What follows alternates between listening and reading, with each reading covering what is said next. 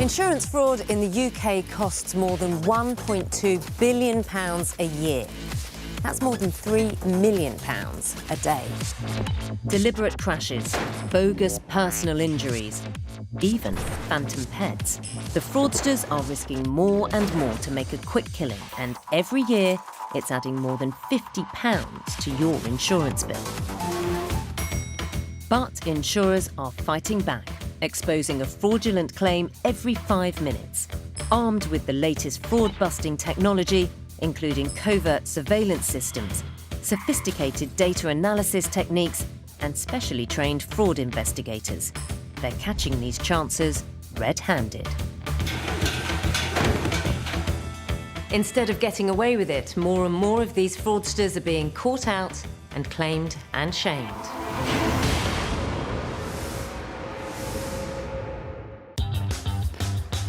Today on Claimed and Shamed, grave reservations about a man's dubious death lead to his claim for a nasty fall being thrown out by the judge. I've never come across a claimant who's pretended to be dead to avoid court before. We've had people pretending it was their evil twin, but never someone who has faked a death to escape a judgment. A passenger claiming £5,000 following a car crash is exposed as a liar when his claim is tripped up by simple geography. The genuine accident happened in Kent, whereas the claimant in the personal injury claim reported that the accident happened in Greater Manchester. And a nasty fall over some scaffolding leads to a major slip-up over some dodgy paperwork. The documents were clearly forged. I don't believe for a second that her solicitors would have forged those documents. I believe that they could only have come from her.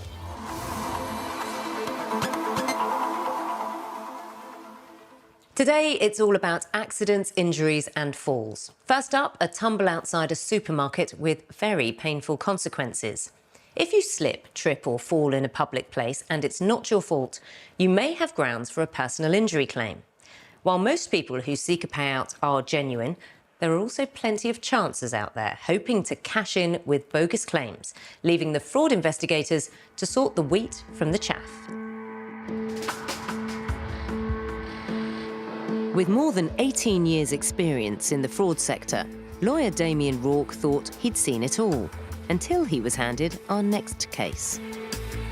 The claimant was a 71-year-old man who'd had a nasty accident.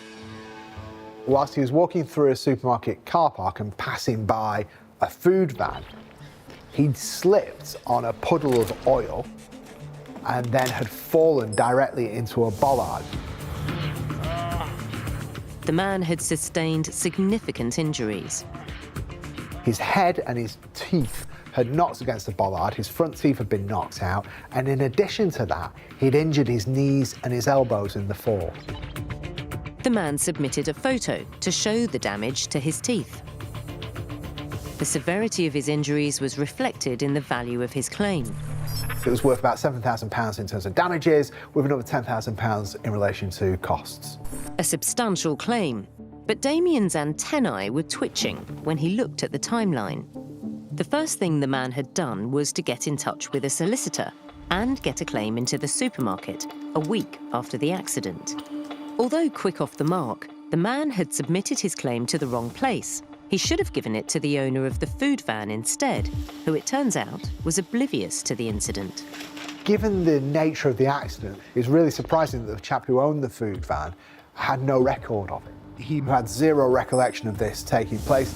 What was also strange was that the man didn't officially report the accident to the supermarket until 3 days after putting his claim in. Now, you can sort of understand perhaps if someone's been in a really significant accident where their teeth have been knocked out, they might not report it on the day. You'd expect them to report it the day after, or maybe even the day after that, but to leave it for 10 days, that's fairly extraordinary. Damien also found it suspicious that the man hadn't rushed straight off to see a doctor. So the claimant did seek medical attention, but he waited 6 days to do that. Now, bearing in mind the nature of the injuries, that's incredibly surprising. Damien had requested the man's medical records to corroborate his injuries.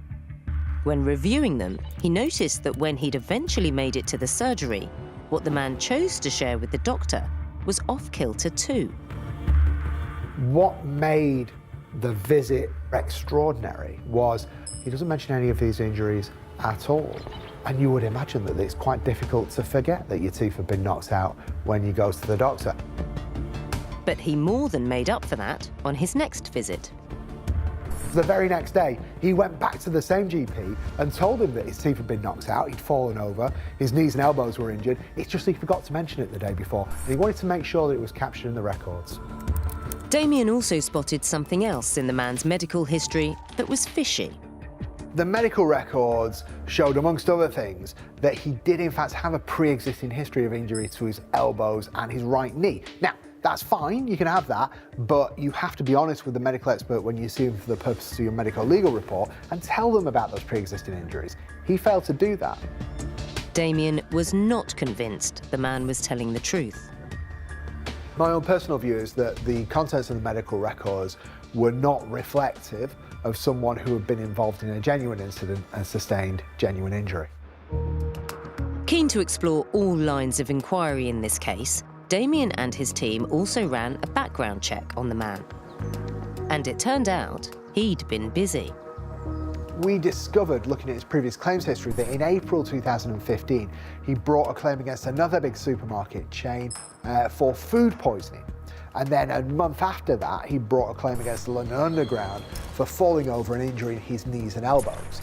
But then, perhaps most interestingly, a year after that, he'd fallen over a tree root and brought a claim for damaging his front teeth, which is precisely what he was claiming in this incident. A picture was emerging of a serial claimant with an MO. So if you look at the history of those claims that he's made, one could be forgiven for suggesting that there was a pattern there. You have a claim against a supermarket, you have a claim for falling over, and you have a claim for falling over and breaking your teeth. Well, this is basically the claim that we're looking at now, isn't it? Dubious medical records and a suspect claims history, the circumstantial evidence against the man was piling up. But Damien needed solid evidence to prove this case was dodgy. He sent members of his team to visit the food van to see firsthand if the mechanics of the man's fall would stand up to scrutiny. And it didn't take them long to put a serious dent in his story. The investigators who attended the scene discovered that the bollard was approximately 7 meters away from the slippage point where the oil spill was. And therefore, it would have been physically impossible, really, for someone to slip on that oil and then go all the way and smack their head on the bollard. Then, partway through the investigation, more damning evidence came to light. 16 months after he'd submitted his claim, the man had emailed an invoice for £500 for physiotherapy treatment that he wanted the insurers to repay.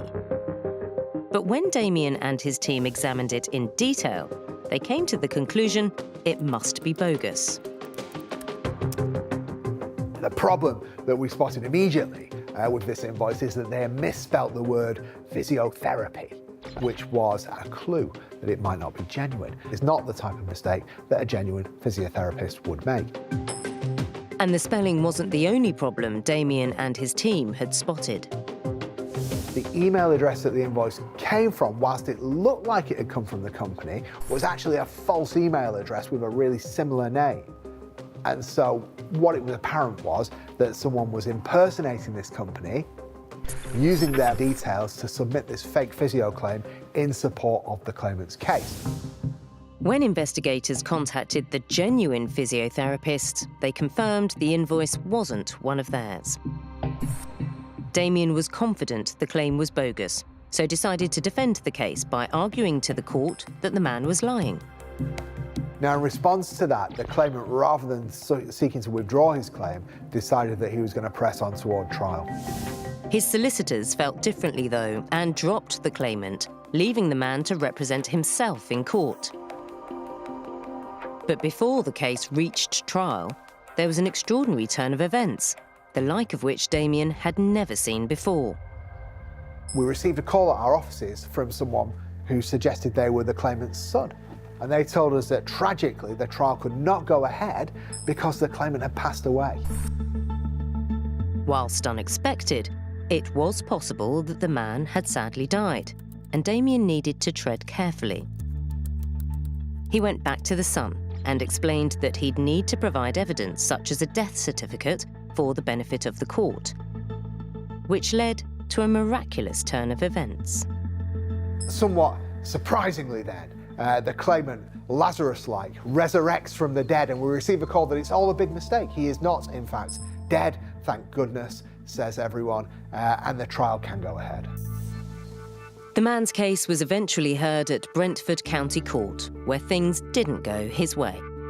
The judge was unimpressed with his evidence, and the claim was ultimately dismissed. The judge found the man to be fundamentally dishonest and ordered him to pay £13,000 in costs. Instead of the £7,000 he was hoping to pocket, the man now had to pay back nearly twice that amount. So I think it is a significant sum of money for an individual to pay. However, you've got to put this into context. He has fabricated a bunch of injuries to try to effectively steal money from people who are trying to go about their business and earn a living. In those circumstances, I'm fairly relaxed about him having to pay a hefty penalty for that. This was the outcome Damien had been hoping for, but that's not what he will remember most about this case. I've never come across a claimant who's pretended to be dead to avoid court before. We've had people pretending it was their evil twin that did it, or their brother who looks very much like them, but never someone who has faked to death to escape a judgment.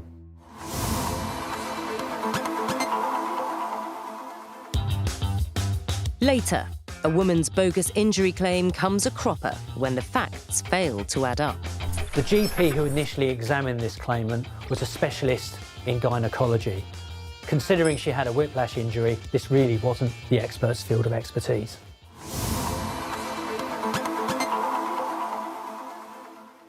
One in 12 fraudulent car insurance claims relate to phantom passengers, a term used for people who demand a payout when they aren't in the car at the time of the accident. In some cases, with the genuine victims unaware that their accident has been used in this way. Lawyer Anthony Carrington helps insurance companies investigate claims they suspect are dubious. Our next case, which landed on his desk, was an injury claim from a car passenger, which at first sight seemed straightforward.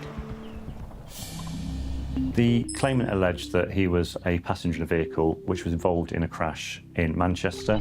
He states that our insured driver failed to give way and collided with the side of the claimant's vehicle. The passenger sustained serious injuries. He was claiming for a variety of soft tissue injuries to his neck, right shoulder, lower back, as well as some minor psychological issues. The medical evidence the claimant submitted as part of the claim showed that he was expected to recover in around 15 months, and we valued the claim at around £5,000. The passenger was organised when it came to his paperwork. The claimant was able to provide us with a variety of details in relation to the accident. He had the accident date, the registration number for both the at-fault vehicle and the vehicle he allegedly he was a passenger in.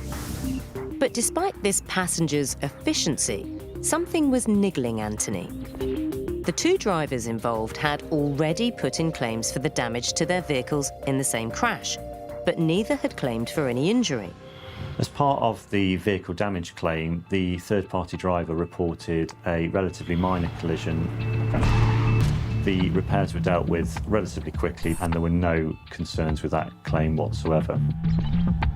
How could the passenger have sustained such serious injuries when the damage to the cars had been so minor? Both drivers also gave a different version of events. They said the car was backing out of the junction rather than refusing to give way. Our insured driver had reversed out of a country lane onto a major road and done so negligently, colliding with the side of the third-party vehicle. Not only were there two different versions of events, neither driver mentioned a passenger. The team looked at all three claims again, this time looking at where in the country the claimant said the accident took place. And this really was the final nail in the coffin for this claim. The genuine accident happened in Kent, whereas the claimant in the personal injury claim reported that the accident happened in Greater Manchester. The so-called passenger had got the details of the individuals and cars involved right. but the sequence of events and geographical location completely wrong. Anthony was convinced he was dealing with a phantom passenger who wasn't even there. The claim was declined. But this determined scammer was not going to give up the ghost that easily. The claimant chose to litigate and issue court proceedings. Anthony now needed first-hand witness accounts to present to the court, so he reached out in person to the drivers. Both confirmed that the location of the accident was in fact Kent and not Manchester, as the personal injury claimant had submitted. And we had the version of events from the third-party driver confirming that there was nobody else in the vehicle other than the driver himself. Crucially, both drivers were willing to cooperate and provide witness statements as part of the court proceedings to defend the claim. The two drivers involved in the genuine collision were both clearly outraged by the fact that their genuine accident had been sabotaged by the claimant for making a personal injury claim and for lining his own back pocket. The judge saw through the phantom passenger's lies and found him to be fundamentally dishonest. Confirmation by the court that his claim had been based on lies. Despite this successful outcome, questions remain unanswered about this scammer's con. Our investigations were enabled to uncover how the claimant knew so much about the genuine collision that occurred down in Kent. However, in my experience, there are usually a number of touch points where bogus passenger claims such as this can come from: repairing garages, recovering agents, and anybody involved with the claims process and dealing with vehicle repairs as well. Thanks to the diligent work of Anthony and his team, this was another fraudulent act stopped dead in its tracks. Obviously, we were delighted with the outcome of this case. It was blatantly a bogus passenger claim, and the insurance industry face a real challenge in defending these sorts of claims. So to have been successful in this one gives us real delight.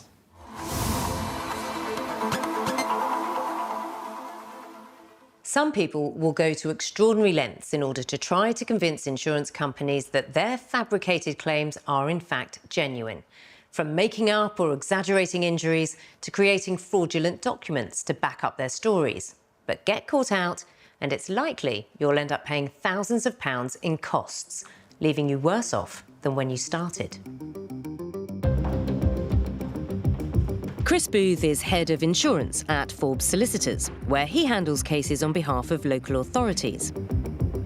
He was handed a claim that had been made by a woman who had fallen over some scaffolding.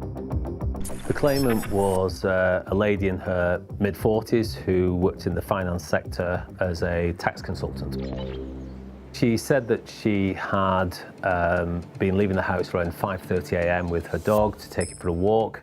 She'd fallen over some scaffolding poles, causing her to fall to the ground and hit her head. The woman had lost consciousness and was found by her partner, who took her to A&E. The injuries she claimed to have suffered were principally related to the head injury. She said that this caused her 24 hours of constant headaches and then loss of concentration for about 2 months. The injuries had had a significant impact on her well-being, which meant she couldn't work. So she made a claim against the local authority responsible for the scaffolding poles. She claimed that as a result of the injury, she was unable to work as a self-employed tax consultant, and she had 2 particularly large contracts that she was about to fulfill, and as a result of the injury, she wasn't able to fulfill them, and they were going to incur significant loss to her. She said that the 2 contracts alone were worth between £35,000 and £40,000 to her. With the tax consultant's income taking a huge knock, she thought the local council should be paying out. But there were too many holes in this claim for Chris's liking. One was that she was claiming around 3 months for her lost earnings claim, whereas she said that her symptoms had lasted 2 months, so her losses exceeded what her symptom period was. Also, the timeline just wasn't stacking up. She said that she'd fallen and been rendered unconscious around 5:30 in the morning and went to A&E, but she wasn't actually booked into casualty until going up to 2 p.m, which seemed an extraordinary length of time. This case required close scrutiny, and Chris turned his attention to the lucrative contracts the tax consultant said she'd missed out on due to her injuries. We were quite concerned, principally because of the amounts involved. She was claiming that she couldn't work for 3 months, yet £35,000 to £40,000 losses for a 3-month period of absence was a significant amount of money, which we found surprising. Whilst Chris was suspicious, charging a high fee for her services wasn't enough to prove wrongdoing. He would need firmer evidence, so he studied the paperwork more closely and found it lacking.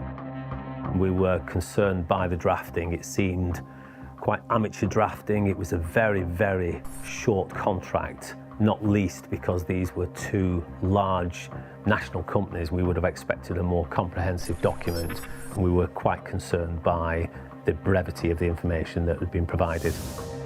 Nonetheless, both contracts appeared to have been signed by the directors of the companies offering her the work. Once we'd established that there were some concerns about these contracts, we contacted Companies House, who supplied us with documents with the same signatures of these individuals.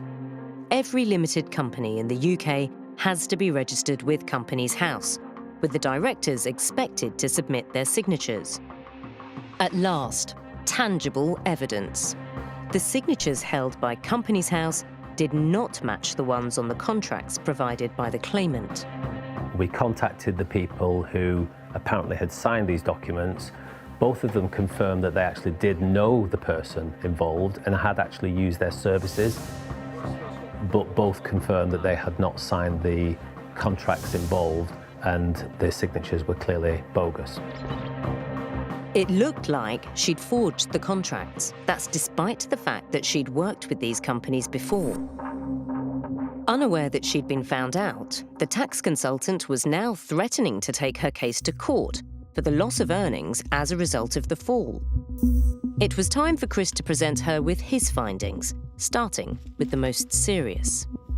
We provided to the claimant copies of the true signatures of the individuals concerned so that she knew that we were aware that the signatures on the documents she'd provided were in fact bogus.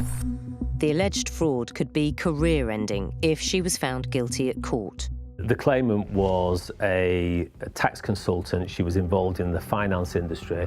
She was clearly very concerned indeed of having a dishonesty finding against her. The prospect of her actions being made public was enough. Once we disclosed the documents that we were going to rely upon and the witness statement setting out our position, she immediately withdrew the claim. But the claim had already generated substantial costs, a £12,000 legal bill, which the local council would have to pay for out of public money. Chris still wanted the tax consultant to face an allegation of dishonesty in front of a judge. We made it clear to the claimant that having withdrawn her claim, we wanted a finding from the court that this was a dishonest claim, which she was clearly very concerned about and wanted to avoid at all cost. So she offered to pay the legal costs for the local authority if we declined to do so. Chris accepted this offer to avoid any more time or public money being wasted on this spurious claim. Despite forking out £12,000 to keep her case out of court, the accountant was still adamant that she'd done nothing wrong. The claimant never conceded that any part of this claim was anything other than genuine. She did accept that there were problems with some of her evidence, but she blamed her solicitors for having made mistakes. But Chris wasn't buying it. I personally found it very difficult to accept her explanation that her solicitors had made the error, that the documents were clearly forged, and I don't believe for a second that her solicitors would have forged those documents. I believe that they could only have come from her. Despite the evidence against her, not everything about this case was cut and dried. We genuinely don't know whether there was any truthful aspects of this claim whatsoever, whether the accident occurred or not. Maybe the fall did occur, but what was quite clear that she had not suffered the losses she claimed to have suffered. But it still left a nasty taste in Chris's mouth. It was quite audacious for her to put such a large claim in, but I think greed took over. I've got grave concerns about anyone who pursues a fraudulent claim. particularly those pursuing it against the local authority, because it's against the public purse, particularly bearing in mind the cost of living crisis.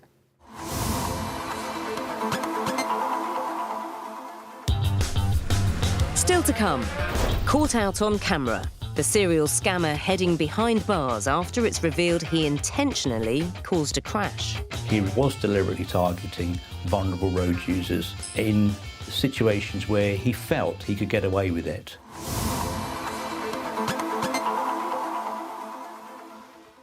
Our next case concerns a personal injury claim made by an opportunist trying to cash in by taking advantage of a genuine accident. But this claimant left behind a trail of suspicion. Some heartless fraudsters seem to think the more they lie, the more they'll get away with it. But as we know all too well on Claimed and Shamed, usually the opposite is true.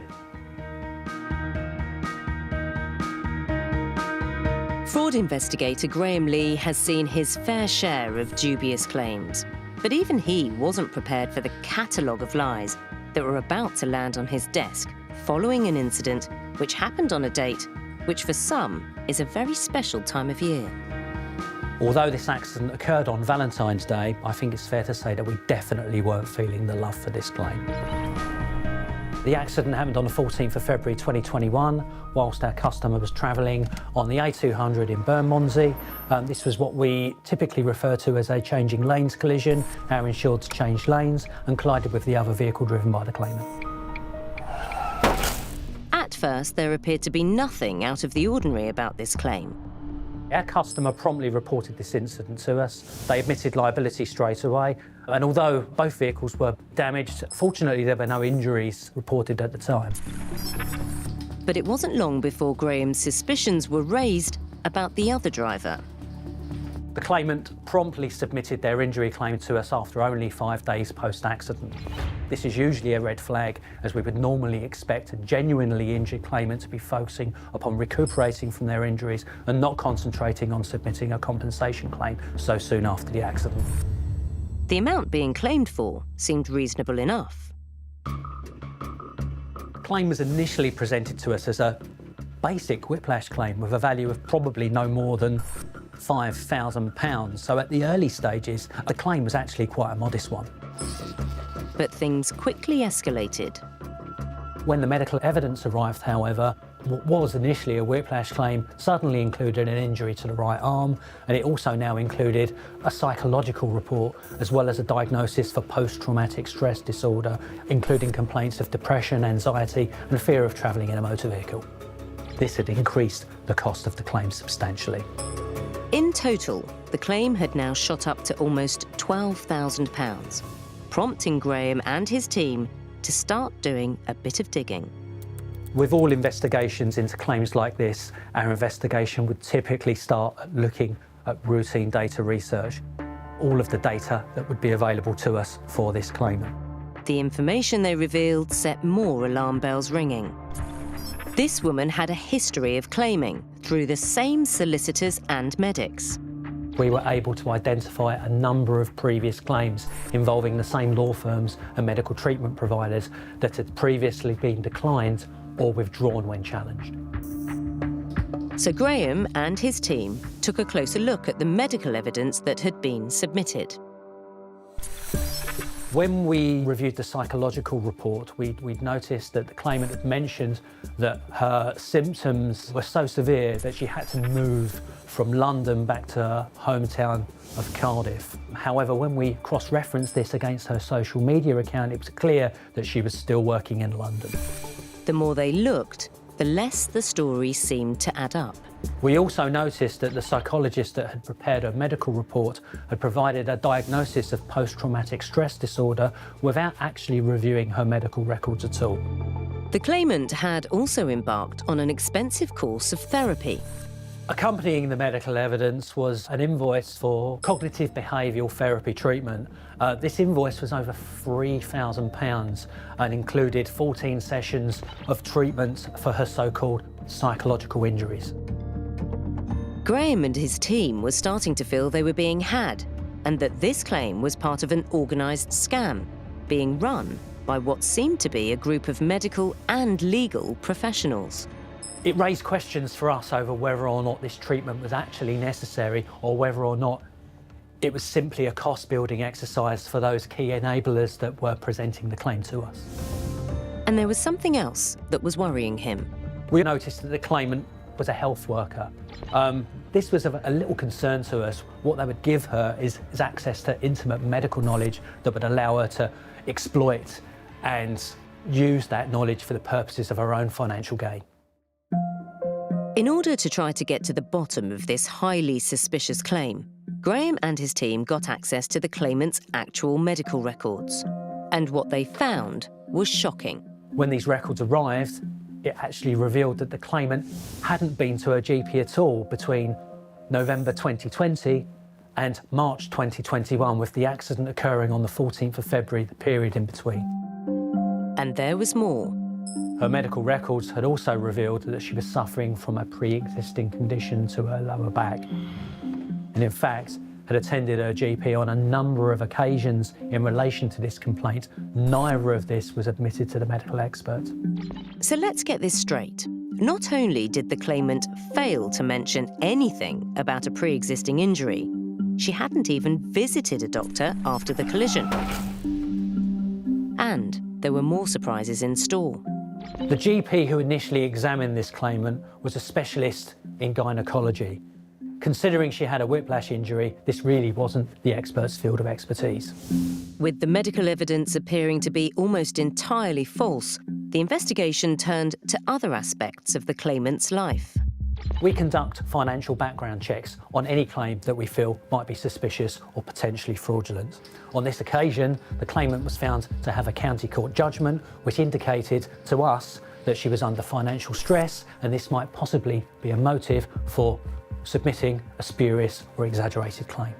What's more, there were certain aspects of the claim that simply didn't make any sense. One of the claimant's psychological complaints was that she had developed a fear of travelling in a motor vehicle.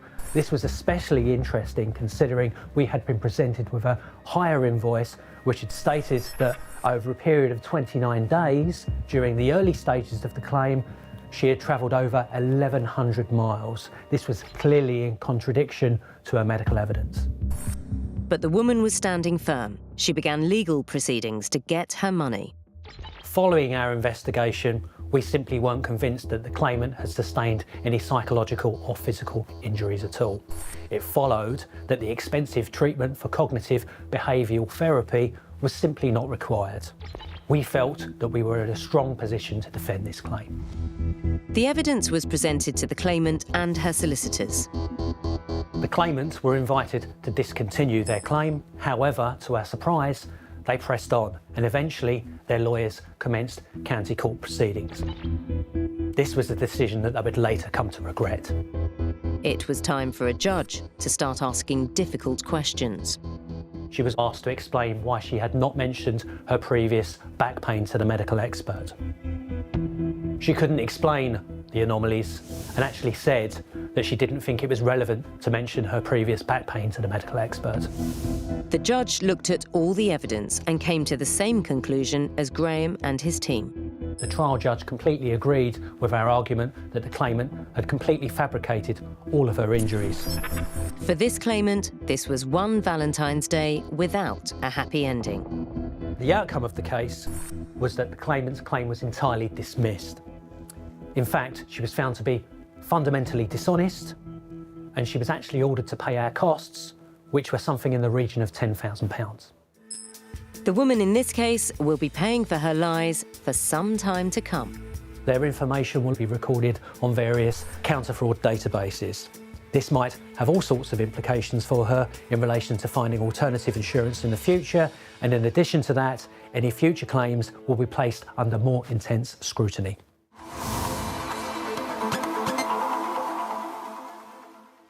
Bogus insurance claims that slip through the net push up premiums for everyone. But the repercussions of some types of insurance fraud can be even more significant. A scam called Crash for Cash is a con run by fraudsters who fake accidents so they can get a payout. By deliberately causing crashes with innocent drivers, these people are putting lives at risk. In the case of our next claim, the life of a young child. David Phillips works at NFU Mutual. The insurer's policyholder was distressed after she says another driver deliberately caused a collision with her car when her young daughter was a passenger. Any road traffic accident is traumatic. In this occasion, our insured driver felt something was not right and wanted us to investigate the claim further. The woman had just finished a supermarket shop and was reversing out of her car parking space at low speed with her child in the back when she collided with a white car behind her. Though shaken, luckily she and the child were not injured. Normal rules of the road dictate that the driver who is reversing is commonly at fault, but the woman felt that, on this occasion, she wasn't to blame. Our insured driver believed that the other driver had deliberately reversed behind her vehicle into her blind spot, thus causing and inducing a road traffic accident. But the man in the white car told a different story. The other vehicle claimed they had been merely driving past our insured's vehicle. He was quite adamant that he had done nothing wrong. As neither driver was prepared to accept liability, they exchanged details and handed the matter over to their insurance companies. Even with a small bump like this, the items being claimed for can quickly ramp up. We received details that he was going to claim for recovery and storage charges, repairs to his vehicle. He also made allegations he might have lost earnings and costs for repairing his vehicle and his own injury he was claiming for as well. It was shaping up to be a sizable claim. We estimated somewhere in the region of about £20,000. The female driver gave a statement to back up her account of the incident, and David set about investigating the man's claim. He started by putting the man's details into the industry-wide counter-fraud systems. What he found only strengthened his concerns. The man was a serial claimant who, over the years, had a surprising number of similar bumps. He had a number of accidents in supermarket car parks. And obviously being out on the road, you'd expect to have a lot of accidents, unfortunately. But they all appeared to be in supermarket car parks, not on main roads. This was decidedly fishy. So next, in a bid to find more evidence to back up their suspicions that this bump was no accident, David's team hit the road. We visited the scene of the incident and our investigator noted there was cameras at the site. We approached the supermarket and they very kindly gave us access to the CCTV footage. As luck would have it, the camera covered the area of the supermarket's car park where the collision took place, and the footage revealed exactly what had happened, frame by frame. So in the CCTV footage, our insured has put her shopping into a vehicle and takes her trolley back to the trolley bay. The man in the white car is parked in the spot right next to the woman. He reverses behind our insured's vehicle and comes to a bit of a stop. He's clearly waiting for our insured to get into her vehicle. She gets into her car and he reverses back as if he's trying to reverse out of the space. He then drives forward. But it's what the man does next, as the woman backs out, that's the clincher. He then deliberately reverses backwards, just as our insured is also reversing. You can see her reversing lights come on, and he deliberately reverses and puts his vehicle behind our insured's reversing vehicle, thus inducing a collision. A camera never lies. David had hit gold with his CCTV footage, which revealed exactly how this collision had happened. David shared the CCTV footage with the claimant and his legal team. But the man still insisted he had a genuine case for personal injuries and damage to his car, worth £20,000 in total. So sure was he that his case would stand up, that he signed a statement of truth, attesting to his version of events, and issued legal proceedings. David was having none of it. We then entered defence saying we didn't believe them and we weren't going to pay. And now, the man in the white car wanted out and tried to stop the proceedings, but it was too late. At the civil proceedings, the judge reviewed all the evidence and listened to both drivers' versions of events. The judge was very supportive of our insured driver and the efforts that she'd made to get to court and be available. But the judge wasn't as impressed with the claimant. He found him fundamentally dishonest and ordered him to pay back the insurer's costs. In his summing up, he believed that not only had this been an induced accident, he also believed that the other driver had lied on a number of occasions during the investigation and during the court case. The judge went on to say that he felt there was evidence that the man had been in contempt of court. However, serving proceedings on the claimant proved challenging. The other driver decided to play a bit of hide and seek and deliberately made himself unavailable. And when we did track hold of him, he refused to take hold of the proceedings and at one point took hold of it and threw it down in the street. The man kept up his shenanigans all the way to court. Several trial dates were set, but he kept making excuses as to why he couldn't make them. Eventually, however, the man did find himself back in front of a judge at Birmingham County Court, where things didn't go his way. At the end of the case, the judge found Nawzad Qadir to be in contempt of court and sentenced him to a 10-month custodial sentence with immediate effect, and also ordered him to pay NFE Mutual's costs for bringing the claim. Nawzad Qadir's dodgy claim had cost him dear. He'd hoped to pocket an easy £20,000, but instead had to fork out £18,000 in costs and found himself heading behind bars.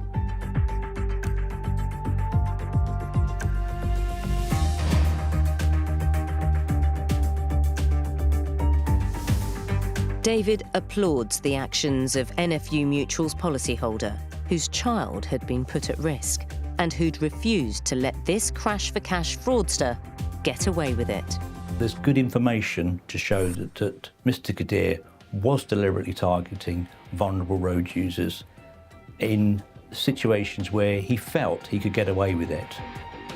Our drivers who are helping us defend these cases are the true victims of fraud, and we're very grateful to our customer for supporting this case to ensure that fraudsters don't get away with it.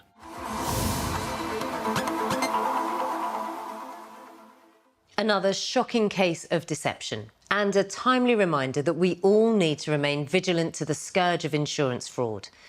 From chancers exaggerating injury to criminal gangs engineering crashes for cash, these tricksters hit us all in the pocket.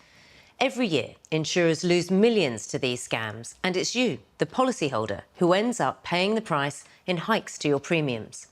But the sheer number of thieves caught in the act sends a clear message to anyone thinking about cheating the system.